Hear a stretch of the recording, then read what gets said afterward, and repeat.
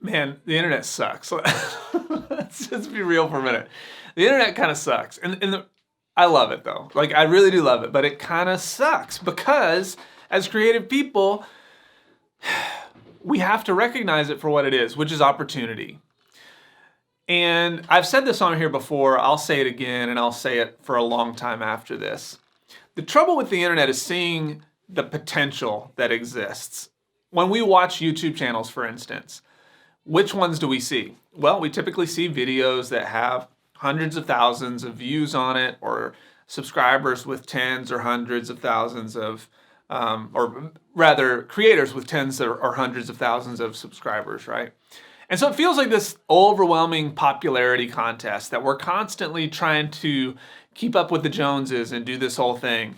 And man, I've gotten caught up in that. And I get revved because I've seen some people in a similar space to me that have said some things that felt a little too close for comfort, as far as like, it felt a little like they were taking some things that I had said not too long ago and used it.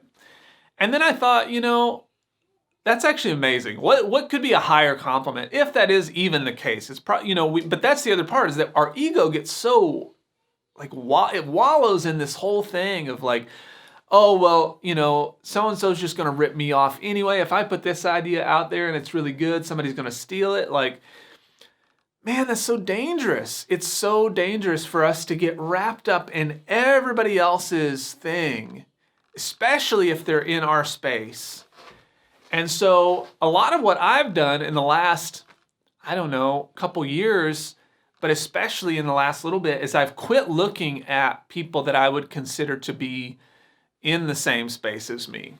I don't watch it that much. I don't really look at it because I found that it just creates this anxiety. It feels like, okay, well, I'm not there, and in subscriber counts, so they may be crushing it. They must be like way better than me, whatever it is, right? And I know ultimately that's not true. I know ultimately that I am just here to run my own race and do my own thing. And so as a creative, I want to encourage you for a second and say that when we look at the potential, the dangers get so real, because then we start to really aim for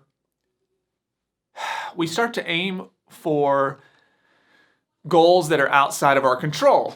I talk about these a lot, right? These vanity metrics, these things that ultimately may or may not matter. If your end goal is to create things that are meaningful to you, and it's to make a living doing something that you love, having a huge subscriber number isn't necessary to do that. It's just not. I have the smallest viewership, like the biggest subscriber number, but the smallest viewership that this channel has seen. And I've made more money in the last 2 months on this through this channel and through the people that I'm reaching here than I ever have. And that's because I got real serious about what the real goal was, which is to help people, number one, and then number two, to figure out how to help people and to support myself at the same time.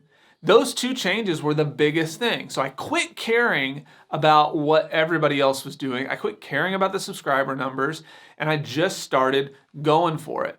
And when we think of this popularity contest, it can just I don't know how else to say it. It just gets tough. So how do we like come out of that? And I felt like, for me, I personally had to hit rock bottom a little bit. I had to get to a point where I had spun my wheels in that direction for so long that I knew it wasn't going to work. And we hear creators that are huge all the time, like, oh, I just don't worry about the subscriber counts, blah, blah, blah. And then my reaction always was like, well, F you, dude. Like, I know that you don't have to because you're big. But in hindsight, I think they're right. I believe it. I think that they just didn't care about that. They made things that they liked, and they made things that they knew would help somebody else, would serve someone else. Those were the two big things, right? Now, I do think there is a third equation to this, to where we're able to continue to grow but not get caught up in the popularity side of it. And those are the first two. right? Make things that you like, that fit you, that are honest and true to what you want to say and what you want to do.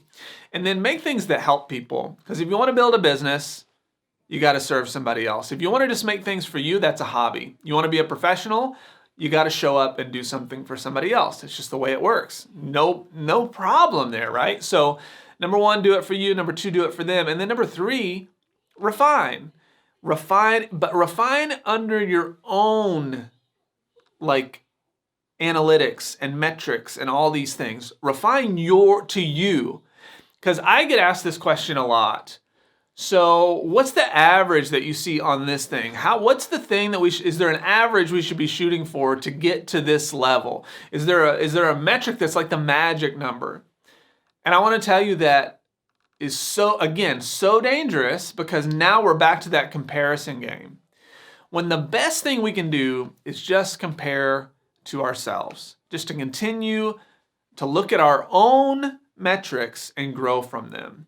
So if you see that if you know, like you want to reach more people, nothing wrong with that. Remember why you want to reach them though, because that's what's going to get that internal motivation. Number two, like now that you understand that, go just make a bunch of crap. And then go back and look at all that stuff and see what is resonating the most. And then refine that thing more for you and your audience. Okay, this kind of worked and I didn't really expect that. Now, how can I refine that more and do that more and make it better so that people maybe stay longer or so it reaches more people? That's where these tactics can start to come into play. That's when having, better copy on your website can matter more. That's when understanding how to be a better storyteller can do you a lot of good. That's when, having a much clearer depiction of your brand can be important. But we should never let those things be the penultimate driver over this idea of making what we want to make for who we want to make it for. Because ultimately, we can shift our brand to try to fit into this box that somebody else is in. I see too many, and I was even one of these guys. I see too many Gary Vee wannabes. I see too many people trying to copy such and such. And like imitation is the best form of flattery. Like that's how we learn. We all go through that imitation phase. But just be wary though. Be wary of what feels natural and true to you to chase the thing that you want versus like what feels like, you just trying to fit into this other box because you think it's going to be more successful.